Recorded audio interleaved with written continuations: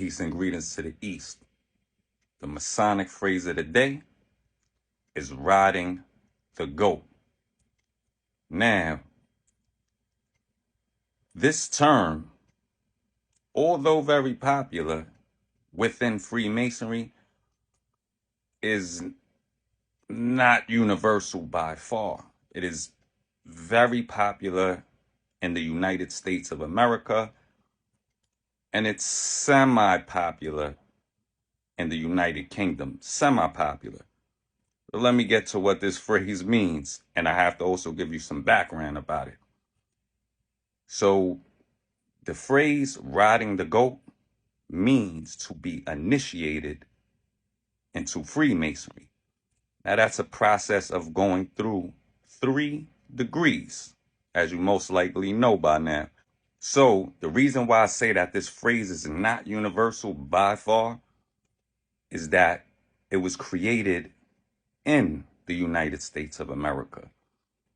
And there's a little backstory behind that. Then I'll get into why we do use it in Masonry. So, this phrase came into Masonry during the 1800s.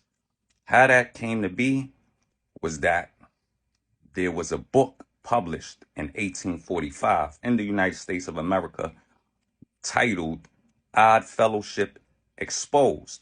And it was anonymous, meaning we don't know who the author is. At least I don't. But anyway, the anonymous author claimed that an initiation into Odd Fellowship, you have to ride a goat as part of the initiation ritual. Now, what does that have to do with Freemasonry? What it has to do with Freemasonry is that the organization that's called the Odd Fellows, which is popular, and it was super popular back then, it was an organization started by Freemasons to be its own separate thing. So it has a lot of similarities to Freemasonry, such as wearing aprons, the symbol of the all-seeing eye, and a lot of stuff. They called their meeting places lodges. So if you didn't know any better and you saw Odd Fellowship, you could confuse it for Freemasonry very easily. So that whole myth, it was propaganda, really, about riding the goat to be initiated into a lodge of Odd Fellows, transferred over to Freemasonry, of course. So when that happened, what Freemasons did was flip the script. You know how they say, if life deals you lemons, make lemonade. Well, that's what the Masons did in the 1800s in America. They embraced it, and a lot of Masons used it as a way to not haze candidates for initiation into Masonry, but to make them nervous.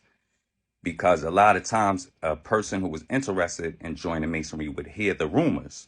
Oh, to become a Mason, you have to ride a goat.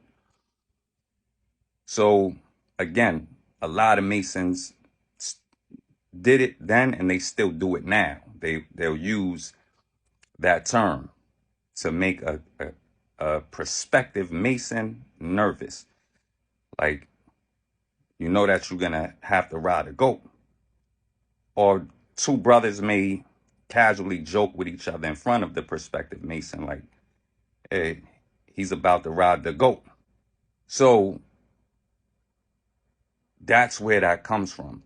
Now I'm going to get a little deeper, because that whole myth about having to ride a goat to become a Freemason or an Odd Fellow, that didn't come out of nowhere.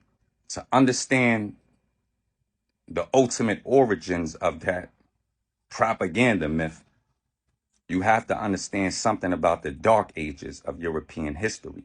During the Dark Ages in the year 1487 in Germany, which was a time where the Catholic Church was pretty much the standard type of Christianity. It's a time when the Catholic Church, or the administration of the Catholic Church held a lot of power and ran a lot of things in the world. So at that time in 1487 in Germany, Latin was a popular language. That's the language of the Catholic Church. It was a booklet or pamphlet published by a guy named Heinrich Kramer, and it was called The Hammer of Witches. What it was a witch hunting manual because, again, this is the dark ages of European history that we're talking about. So the Catholic Church leadership would tend to have people hunted down who they believed were witches or pagans and so on and so forth. So it was a witch hunting manual, as crazy as that sounds. So in that manual or pamphlet, it was claimed by the author that witches would practice their own type of Sabbath. And what they would do is this is what the pamphlet claims, that they would go into the woods nocturnally, meaning at night, riding on goats to practice their certain satanic witchcraft rituals. So that myth became very popular. People believed that witches would ride goats, go into the woods, have orgies and all kind of foolishness like this. So during the Dark Ages and after the Dark Ages, that propaganda myth persisted. Now, we can rationally come to the conclusion that the reason why this author came up with this myth of witches riding goats is because the goat was always a popular symbol among so-called pagans. And that has to do with the ancient Greek god Pan, who is a goat god. Anyway, that later sparked the whole image of the devil being a goat or having a goat-like figure. So that's where it ultimately comes from. Now, esoterically, when Masons in the 1800s flipped the script and turned that symbol into something positive, riding the goat, when we say it, the significance of that is that as Masons, the sun is a symbol of us and it's a symbol of God. In Freemasonry, no question about that. No ifs, ands, or buts about that.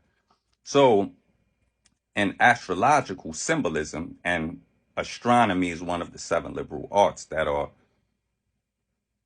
studied and learned in real Freemasonry, the sun experiences symbolic death in the beginning of winter when the sun enters the sign, the zodiac sign of Capricorn, the sea goat, or some people just say the goat plainly. So to ride the goat, so to speak, is to overcome death. So as I said, in Masonry, that takes place in 3 stages or in 3 degrees. Also, if you study nature, as you should if you're a Mason, goats are noted for their high level of fertility. Like if you ever been in a gas station and saw horny goat weed, quote unquote, there's a reason for that. Goats have a very high sex drive and they produce a lot of offspring. So riding the goat also signifies what we call in Masonry subduing your passions. And that's one of the catechism lessons you're taught in the 1st degree of Masonry, that you come here to learn to subdue your passions. And the main passion in man or humans is the sex drive. It's by far the main passion, lust.